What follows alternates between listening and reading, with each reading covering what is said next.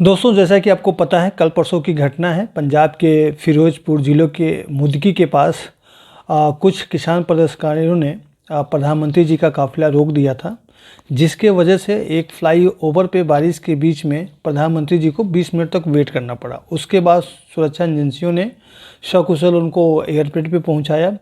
उसके बाद उन्होंने अपना कार्यक्रम रद्द करके वापस दिल्ली आ गए। अब ये देखा जाए तो प्रधानमंत्री की सुरक्षा में बहुत बड़ी चूक है। इसकी वजह से केंद्र सरकार और बीजेपी के कुछ नेता सारा दोष पंजाब सरकार पे दे रहे हैं, लेकिन देखा जाए तो कहीं न कहीं ये प्रधानमंत्री की सुरक्षा में बहुत बड़ी चूक है। तो इसके बाद मसलन बहुत सारे क्वेश्चन उठ रहे हैं कि आखिरकार प्रधानमंत्री की सुरक्षा की जिम्मेदारी किसकी है, इनका बेसिकली प्रोटोकॉल क्या है। जब प्रधानमंत्री जी हवाई जहाज़ से जाते हैं तब उसका प्रोटोकॉल क्या है, किसी राज्य को विजिट करते हैं तब क्या प्रोटोकॉल है।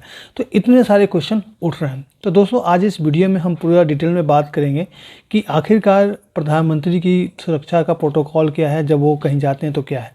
सारी चीज़ें वन बाय वन हम डिस्कस करेंगे।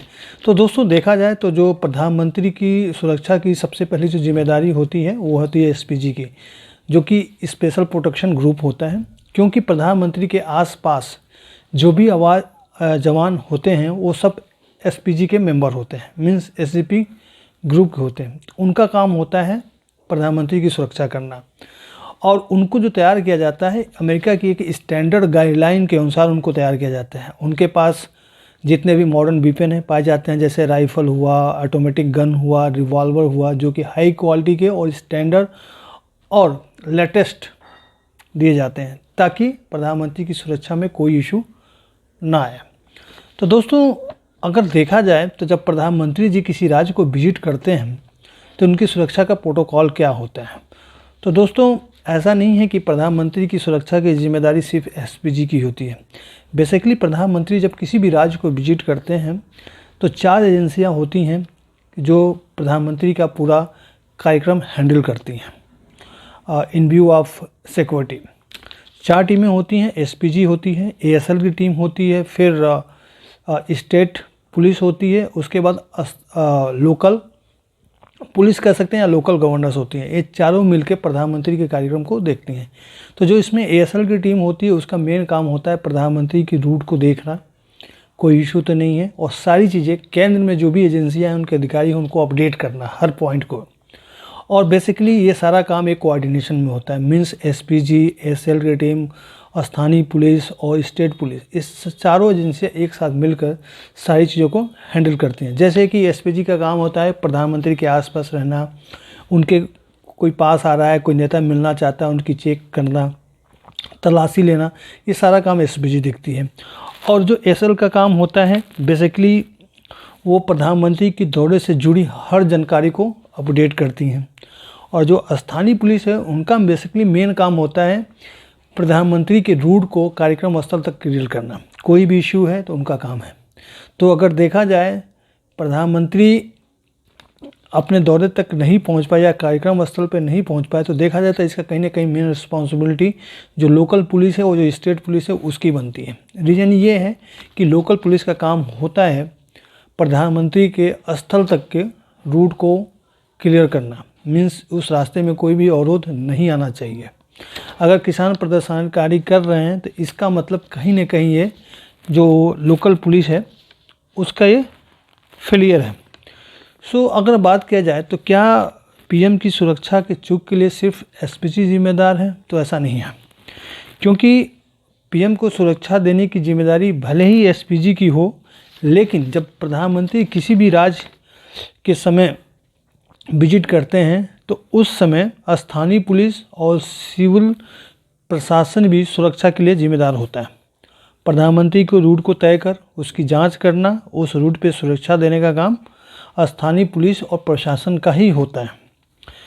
प्रधानमंत्री के काफिले का नेतृत्व करने की जिम्मेदारी उस राज्य के डीजीपी की भी होती है। अगर डीजीपी अवेलेबल नहीं है तो जो सेकेंड मोस्ट सीनियर ऑफिसर होता है वो प्रधानमंत्री के काफिले के साथ ही चलता है, उनके साथ भी चलता है।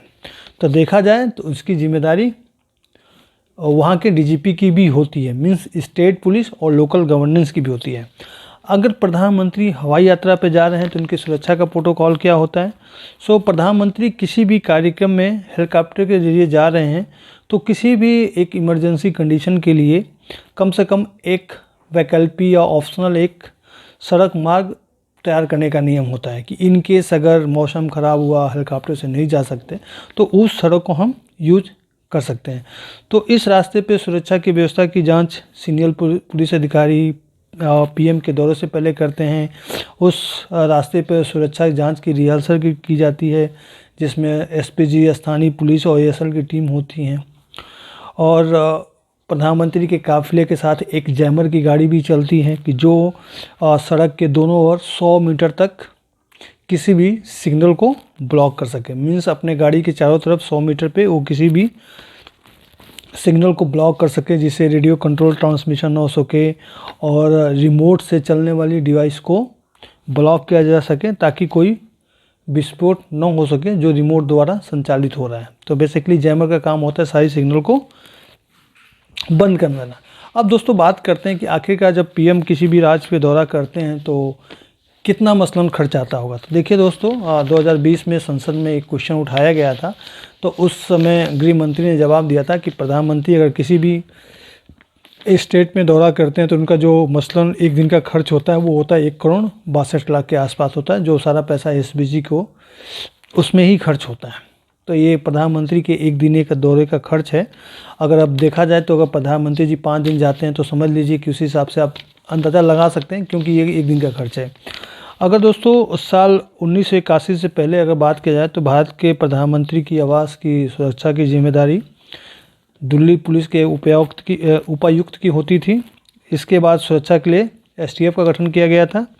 1984 में पूर्व प्रधानमंत्री इंदिरा गांधी की हत्या के बाद एक कमेटी बनी और 1985 में एक खास स्पेशल प्रोटेक्शन यूनिट बनाई गई। तब से इसी के पास प्रधानमंत्री की सुरक्षा का जिम्मा होता है। मीन्स हम बात कर रहे हैं एसपीजी की। तो ये सारी डिटेल है। तो अगर देखा जाए तो फाइनली हम कंक्लूजन देखते हैं तो इसमें कहीं ना कहीं जिम्मेदारी स्थानीय पुलिस की और स्टेट पुलिस की बनती है, क्योंकि स्थानीय पुलिस का काम होता है रोड को क्लियर करना, जो कि वो कर नहीं पाए, और स्टेट पुलिस का काम होता है कि लोकल पुलिस से कोलैबोरेशन करके, कम्युनिकेट करके चीज़ों को स्मूथली करना, जो कि नहीं हुआ। एसपीजी की जिम्मेदारी सबसे लास्ट में आती है, लेकिन अगर देखा जाए तो कहीं ना कहीं थोड़ा बहुत एसपीजी, आईबी जो एसएल की टीम थी वो भी थी, क्योंकि अगर उनको पता था कि किसान ऐसा करने वाले हैं तो प्रधानमंत्री जी को या उनकी टीम को पहले अपडेट करना चाहिए था, ताकि ये चीज़ें नहीं होती। दोस्तों, उम्मीद है कि ये पूरा वीडियो आपको पसंद आया होगा। अगर पसंद आए तो please like, comment and share. Thank you.